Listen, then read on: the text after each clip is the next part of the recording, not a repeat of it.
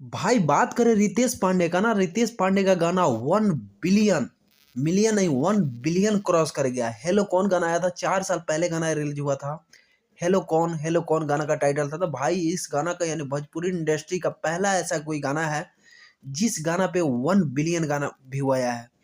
पवन सिंह का पुदीना song 10 channel पे रिलीज करके 1 बिलियन सॉन्ग आना नहीं, ओनली वन चैनल पे रिलीज करने के बावजूद भी भाई 1 बिलियन, यानी भोजपुरी इंडस्ट्री में पहला सॉन्ग बोलेंगे इसको। भोजपुरी में कोई ऐसा लॉलीपॉप भी सॉन्ग नहीं है कि 1 बिलियन गया है व्यू।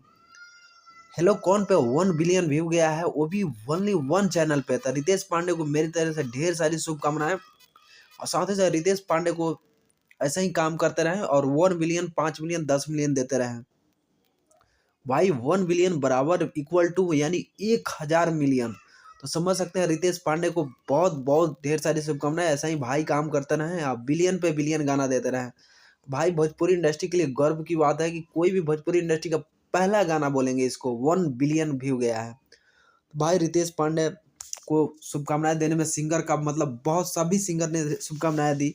इस गाना को लेकर 1 बिलियन व्यू क्रॉस किया। हेलो कौन है, तो भाई ऐसे ही काम करते रहें और भोजपुरी इंडस्ट्री का नाम रोशन करते रहें।